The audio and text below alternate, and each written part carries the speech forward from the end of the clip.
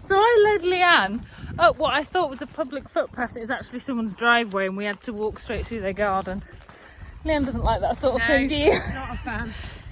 So we're walking because we were going to go to the real shops in town, but then, I don't know, laziness took over. Not lazy. Well, no, because we are walking, but basically we decided to go to the little epicery in like a Pearl Biron instead, because we're going to make homemade pizzas. Good grief. It's quite wet. Are you getting wet? Yeah. My feet are sodden. I just looked behind me and scared myself. Why? Because we're in a field. It's like we're in Signs. Remember that film? Oh yeah, thanks for that. With old Mel. Except don't worry, that was a cornfield. It's alright as long as we get out before dark. My word, it's getting deeper. It's up to my shoulders. Ooh.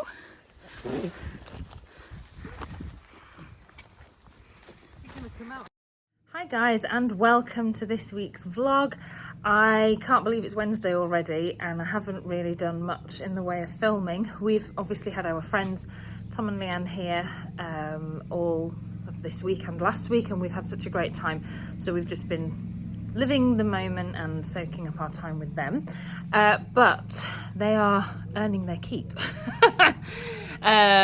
Leanne's mowing the lawn and Tom is currently taking out, where is it? The veg garden at the bottom, which I've showed you in previous vlogs. And it was a bit far away from the house, so it meant that going down there to even pick vegetables and that, it's so far away as well from the water, so getting the plants watered down there would have been quite a headache. And not only that, there were some great plants in there.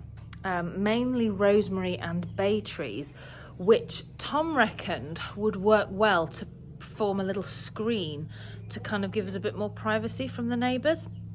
Obviously when Dad and Mark built these houses respectively, it was so nice being so close and seeing them and being able to wave and that. It's not quite the same when they're not family, so a little bit more privacy would be brilliant. So Tom has dug up all of those plants and he's popped them there, and hopefully we can start putting them in and really just making it a little bit more private for us here. So that's kind of where we're at. Mark and I had a business meeting this morning with our friend Paul, who's helping us with our course, so that was really productive. Cath is in England at the moment, and so she wasn't here for that, but she gets back this evening, so that's good. Wave.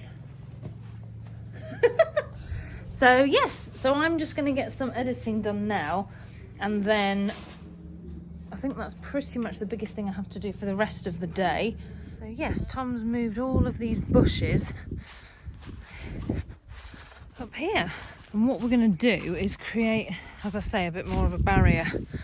So we've got bay trees here and rosemary bushes there. Plant those in and create a bit more of a screen.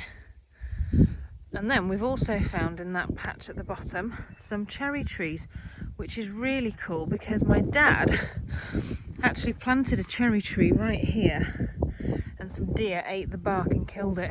New place to recommend, we're in Villarreal, Fromage Plus, and it's cheese and wine and meats. So we've just had a mixed planche.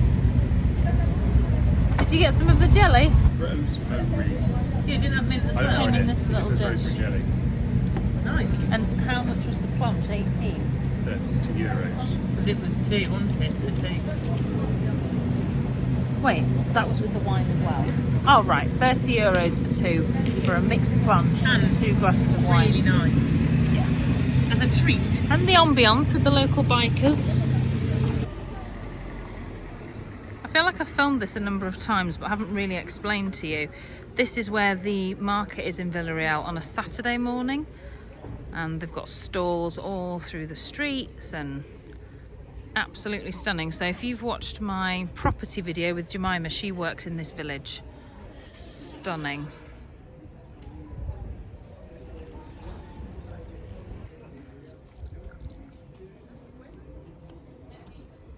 Works, Jemima? I am being shamed by these two. Not by me, by him. That's true. What do you have to say for yourself? You got 2 puddings. Yes, I do. And that's because you only live Once. and you Well, and that's very what- short. You keep eating French pastries like that, it'll be less than once. We'll try 'em out. It'll be a half-life. We're in Roddo, and it has to be done. I don't even care.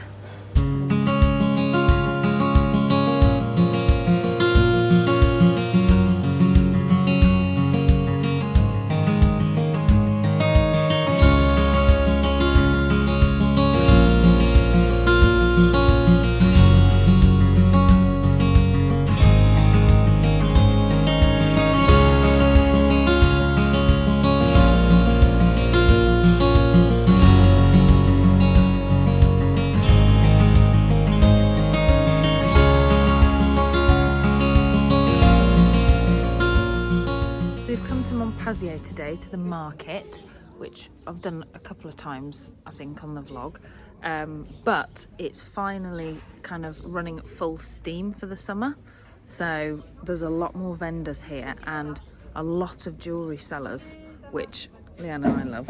Lots of polished stones. So we've just been in here for coffee and pastries, so we're just grabbing some baguettes now and then might nip into the brewery, which I haven't taken you to, and that's run by a British couple who were actually on a place in the sun.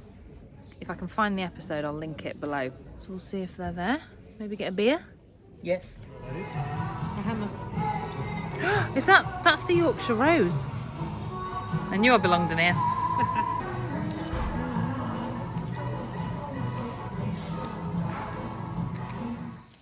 So what are these two different types of cheese then? So this is fresh goat's cheese, and that is demi-sec. This one's super soft. Tom bought these from Fromage and Fromage et Plus in Villarreal, and that's like a rosemary It's like a jelly, isn't it? jelly.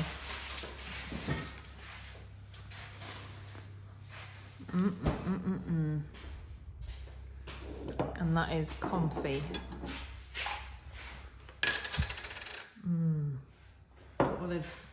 Olives in it. Oh, and the meat, which I filmed the man cutting for us. Go on, do it, Tom. What, gimbal cat? Yeah.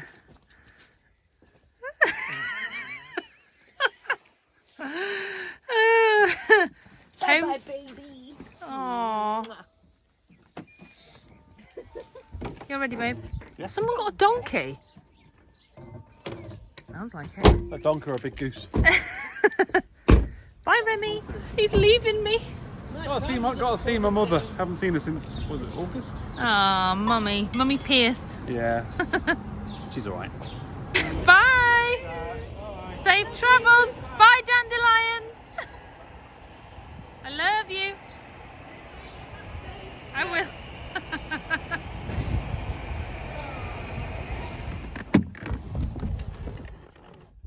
Hello. Hi, little babies. Oh, are you happy to see me? Are you happy to see me? Hey. Hey. Oh, and you? Are you happy to see me too? Oh, my lovely girl. You've been hanging together, waiting for me. Both desperate to get in. Good afternoon, it's Sunday and Cath, Mark and I are about to do a full afternoon of work on our course. You might have seen, if you follow us on Instagram, Remy was really unwell last night. It was really bizarre. I had two friends over to watch a movie and we were just chatting when Remy ran in from outdoors. It's not unusual for him. He normally has his dinner and then goes outside for most of the evening. Dusk is probably the best time to hunt things, so both cats love being outdoors at that time. And anyway, he came to the door and I let him in and I noticed that he had his mouth open, which is unusual for cats unless they're like panting, which can happen if they're in distress or if they've maybe exerted themselves running really fast or something like that. So I didn't think anything of it and he disappeared. Then moments later, he came back into this room and he was making a weird noise and my friend Millie immediately was like, oh, what's he doing? What's he doing? picked him up and he was foaming at the mouth, but like to an insane degree. I've never seen an animal do that. It was really alarming. My first thought was, is he having a fit? Because I have actually seen that reaction in humans when someone's having a seizure, but he wasn't. He seemed, you know, cognitively, there was nothing happening. He wasn't fitting, but he was very distressed, very twitchy. His tail was flashing and he was running around the room. It was almost like he was very, very unhappy, very uncomfortable. And then there was this stuff, honestly, I did briefly think about taking a video to send to the vet. Anyway, so Millie immediately, she's very, very good, jumped into action. My other friend had the number of the emergency vet, and so they called while I was sort of seeing to him. There he is. And the vet on the phone said, foaming at the mouth is a symptom of many different things. It could be a toxin, you know, it could be any number of things, but it's not something that we can treat at the vets until it progresses into something else. So she suggested that we monitor him for 30 minutes. Even while we were on the phone with her, his symptoms began to ease and he stopped foaming. And he sat and he seemed more composed and more chilled. So we agreed 30 minutes, we'll monitor him. Anyway, he was fine for another 10. And then he started to groom himself because obviously he's covered in this foam. And then the symptoms began again. So Millie said, I think he's re-ingesting the toxin or whatever it is that's in that foamy stuff. If he's licking that, then it's probably triggering it again. So we washed him and that was the last we saw of it. He was fine the rest of the evening. He seemed fatigued. He slept. I mean, the thing is with cats though, they sleep a lot anyway, so it's difficult to tell. But as I say, normally he would be outside and running around, but he seemed very content to just sit on the sofa and sleep. So I think he was definitely fatigued by it, but I've woken up this morning, no problems. What have you got in your mouth? Is that fur? Yeah, nothing at all wrong. You're a good boy, aren't you? It's one of my worst fears is something happening to my pets. So he's not going out now until Leanne gets back, because it's one thing to deal with a crisis like that when there's two of you, one of you on the phone, one of you handling things. Like with my friends here yesterday, I felt very in control, even though it was scary. But if I'd been on my own, I would have been in pieces. It was so freaky. And these symptoms were super intense, but then only lasted for 15 minutes. And that's it. So I think it was a toad. So that's it. I think I hear Mark and Cath, so I'm going to get on with some work. Catherine, your glasses are looking a little wonky. It's because Mark ran over them with a sack barrow full of cement on. Do you know? I don't know. One cement, it was a fridge. Oh. And that's why I'm A little lopsided. that's before I drink. Actually, if I have a drink, it might even it out. Mark ran over it with a sack. With the fridge. What do you like, Mark? It just clicked. Oh, is that straight? Not straight. No. Oh, that's better now. Wait a minute. Does that look straight? Yeah, they do actually. It's my ear. I've done something to my ear. So today we're working on our course to fine tune it for launch in Unknown amount of time, but we do have a date. watch this space. Oh. So we're going through the course, reading it through, fine tuning, making notes. I think it'll be pretty much okay. There'll only be a few bits to do, but. This is a question. How many pages of coursework do you think there is? I don't know. Must be hundreds. Oh, yeah.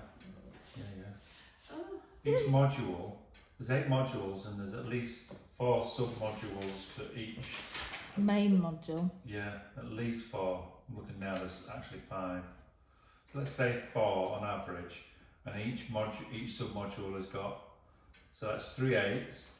No, 4 8s, sorry. 32. I literally said to you, don't embarrass us now by trying to work it out. Okay, 32 times that by at least 3 pages, so yeah. That's 96. Nearly 100. It's at least 100. At least. Right. Hello, near-death cat. So, Thanks so much for watching this vlog. Just as I was editing, I realised I hadn't closed it, and so that's what I'm doing now. So thanks so much for watching. If you enjoyed this episode, please give our video a thumbs up and leave us a comment. Let us know where you're watching from and whether you yourself have plans to move here. We have gained so many new subscribers over the last couple of weeks. I think over 700 in total, which is huge growth for our little channel. So thank you so much for subscribing if you have done. And if you haven't, please hit that subscribe button, because we upload videos every Friday at 9 AM French time, and it covers events and things that we've been doing in the week. But every now and again, we do upload special episodes where we discuss more specific parts of living in France that might be of interest to you if you're planning to move here or you already live here, such as the new obligatory language tests to access French residency, and also key steps that you'll need to take if you're planning on purchasing a home here in France. So those videos are all in our video library, so please go check those out. Don't forget to comment and let us know what you thought of the video, and we'll see you next week on Friday at 9 AM. Take care.